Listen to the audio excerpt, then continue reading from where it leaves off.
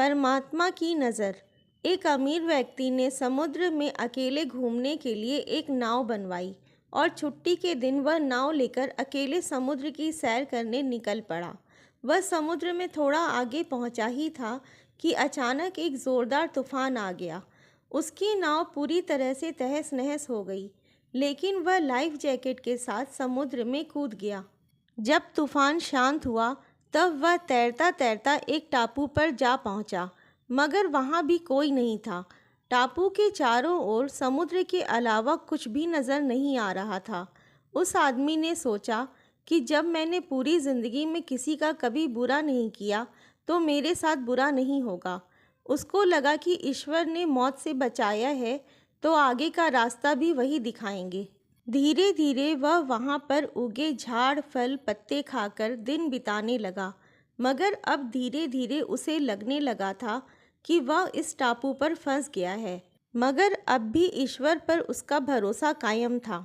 उसने सोचा, इतने दिनों से मैं इस टापू पर मारा मारा फिर रहा हूँ, क्यों न यहाँ एक झोपड़ी बना लूँ। पता नहीं अभी और कितने दिन यहाँ बिताने पड़े। पूरे दिन लकड़ियाँ और पत्ते वगैरह इकट्ठा कर उसने झोपड़ी बनानी शुरू की। रात होते होते उसकी झोपड़ी बनकर तैयार हो गई थी। अभी वह झोपड़ी के बाहर खड़ा होकर उसे देखते हुए सोच रहा था कि आज से झोपड़ी में सोने को मिलेगा, मगर अचानक से मौसम बदला और बिजली ज़ोर ज़ोर से कड़कने लगी और एक बिजली उसकी झोपड़ी पर गिर गई। उसके देखते ही देखते झोपड़ी जलकर खाक हो गई। यह देखकर वह व्यक्ति टूट गया। उसने आसमान की तरफ देखकर बोला, हे ईश्वर, ये तेरा कैसा इंसाफ है।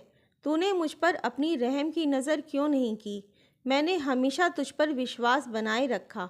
फिर वह इंसान हताश और निराश होकर सर पर हाथ रखकर रोने लगा। अचानक ही एक नाव टापू के पास आई। नाव से उतरकर दो आदमी बाहर आए और बोले कि हम तुम्हें बचाने आए हैं। दूर से इस वीरान टापू में जलती हुई झोपड़ी देखी तो लगा कि कोई उस टापू पर मुसीबत में है। अगर तुम अपनी झोपड़ी नहीं जलाते तो हमें पता नहीं चलता कि टापू पर कोई है। उस आदमी की आंखों से आंसू गिरने लगे। उसने ईश्वर से माफ़ी मांगी और बोला कि हे ईश्वर, मुझे क्या पता था कि तूने मुझे बचाने के लिए मेरी झोपड़ी जलाई थी। अब तो मुझे निश्चित हो गया कि आप अपने भक्त का हमेशा ख्याल रखते हैं। आपने मेरे सब्र का इम्तिहान लिया, लेकिन मैं उसमें फ़ेल हो गया। मुझे माफ़ कर दें। दिन चाहे सुख के हों या दुख के, भगवान अपने भक्त के साथ हमेशा रहते हैं। हाँ, हम एक बार ईश्वर से रूठ सकते हैं, लेकिन ईश्वर हमसे कभी नहीं। वह हमेशा अच्छा ही करते हैं। अक्सर हमारे साथ भी ऐसे हालात बन जाते हैं।